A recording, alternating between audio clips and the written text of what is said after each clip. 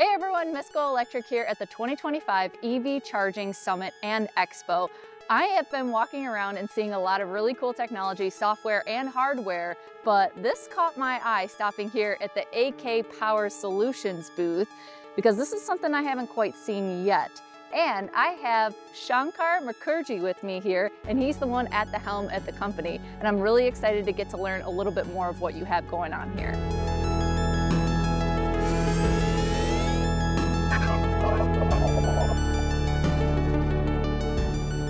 All right, Shankar. Now, when it comes to DC fast charging, or say charging in general, there's a lot more than just the charging equipment that has to go along with Absolutely, it. yeah. And there could be a lot of pain points to get that installed and up and running. Sure. So can you talk about the solution that you have here and what kind of the Absolutely. challenges that you faced and Sure. provided with these solutions? Sure. If you look at a typical station, you have the drop from the electric grid. Then you have to have a transformer, which takes the grid voltage, drops it down to a 480 volts, which is now usable by a typical fast charger. So when you drop it to 480 volts, you also have to have switchgear, which are really a fancy, bigger version of the breakers you might have at home. So these would distribute it to the stations. So typically, when you come into a situation where someone is trying to set up an EV charging station, they would have to get a permit from the utility. They would need to have the utility come and drop the power. Then the person would have to procure a transformer.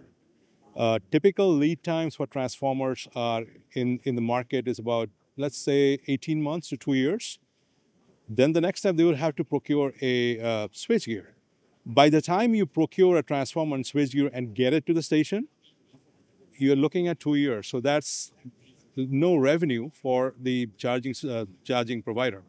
Sure, you have the equipment in the station, but then what do you have to do with it, right? So you have to create a separate pad for the transformer, separate pads for the switchgear. You have to do a lot of digging and trenching to get conduit from the transformer to the switchgear, and then from the switchgear to the DC fast chargers. All of this takes a while. When things come in, they don't always fit. So you're trying to do some field integration, creating adapters, which is more delays. So we figured out a way to make these pain points go away. So what we do is we take the transformer, we take the switchgear, we integrate that into what is called the integrated power module. We take away all the pain points of procuring these separate pieces of equipment. We assemble them in the factory. It drops into the field. There's no field integration required. And most importantly, there's no digging and trenching or trying to fit adapters because it's all comes completely assembled.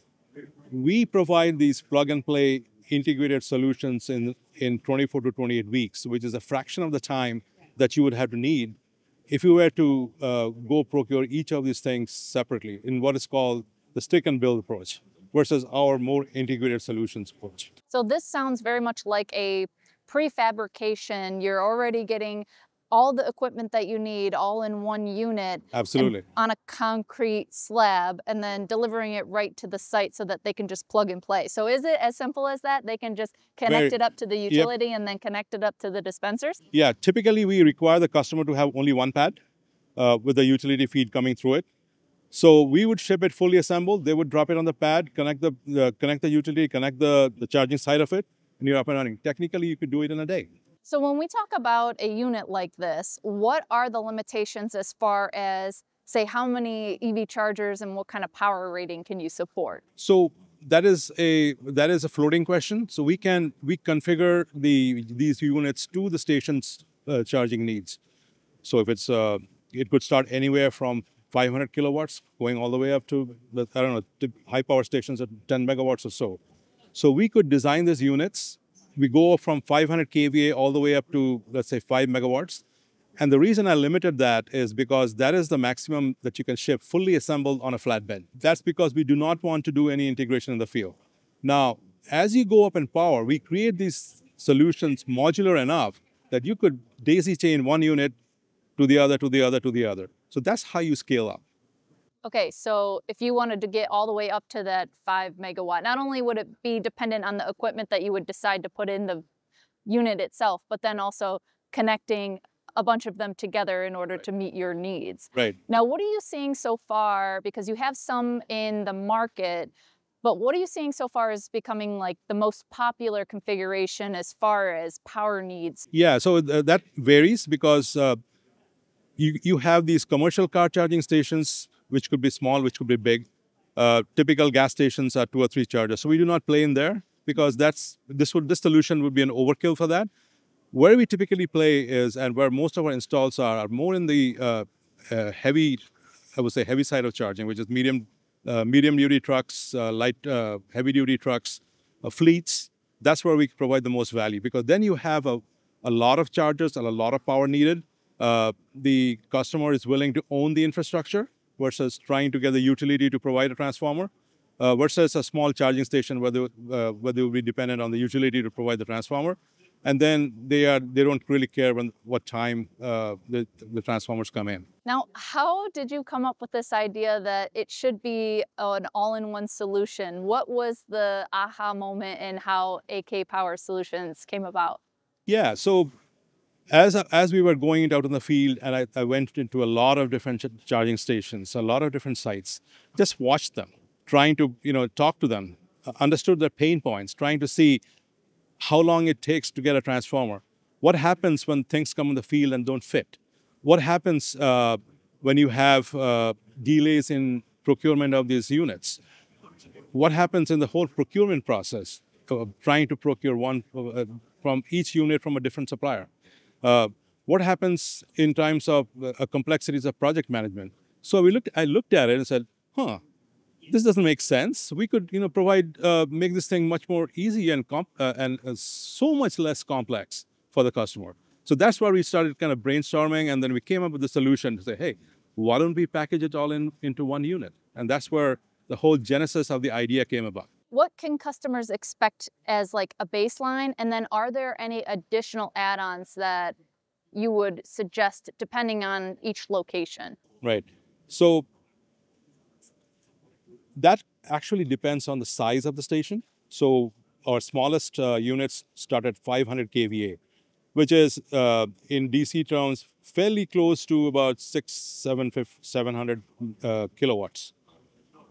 It goes all the way up to 5 megawatts of or 5 MVA in terms of AC. So in terms of add-ons, many customers want to be able to operate in humid environments. So we provide heaters. So to warm up to make sure there's no moisture deposition in the units.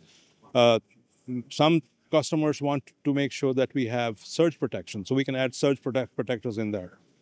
Some customers want to say, okay, fine, you design this for DC fast chargers, but also have some level 2s. So what do I do? So for those customers, we can add a smaller transformer inside the unit, which would take that 480 volts and then drop it down to 208, 220. So that you can not only use this for powering DC fast chargers, you could also use it for providing some level 2s. Now, is there any limitation as far as like how far away these need to be from the dispenser or anything like that? I know No. When I think of the installation process, I know a lot of times are like, obviously they want to stay as close as possible to reduce the cost of those cables, but is there anything specific that is required for this particular unit? No, because this whole unit is inside a single enclosure or a container, so there is so no one can access it unless you have the key, special set of keys. So in a typical gas station, let's say a gas station application, it could be not right near the dispensers, but at least fairly close. Truck charging stations all depends on the size of the truck site. So it could be and how many charges they're trying to add. So the value that we provide is minimizing your integration. So we can bring it pretty close to the actual power modules. Now, it sounds like to me, with this being a prefabricated solution that has all of it in one unit, that screams to me that it has a cost advantage in the marketplace. So can you talk a little bit about Sure. what the price difference would be for someone to go with a solution like yours? If you were to compare just the pieces of hardware, that would not be a fair comparison, because what we do is we save you the extra additional OPEX you'd have to set up spending in terms of setting up this unit separately, one by one. So overall, the total cost of install would be much lower with our approach than trying to do what is called a stick build approach. So not only that, as far as the costs go with the advantage, but you had mentioned the time savings. So Exactly. that's right on top of that. Right. And one thing that sticks out to me is because I want to see more EV adoption. I want to see Absolutely. more EVs on the road. And if it can take a 2-year period for someone to do it the normal way and then shrink it down to 24 weeks, maybe a little bit more, then that's a pretty significant difference. So do you see that being a major advantage of getting more EVs on the road? Absolutely. The faster you construct stations, the faster the charge point operators can charge revenue, the faster they're making money. So when they're waiting for 2 years to get equipment in there, not only are they losing revenue, but then they are delaying the whole cost, the whole evolution of electrification of the industry. Right, so speed is everything.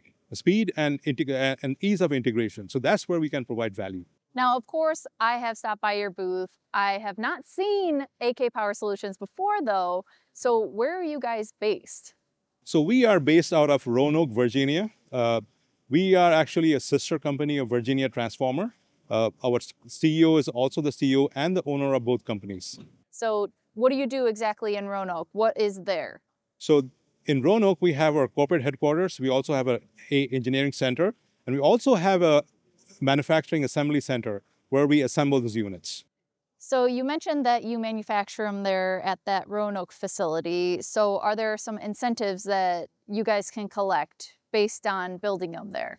Yeah, so we do have a version which is compliant to Buy America, Build America.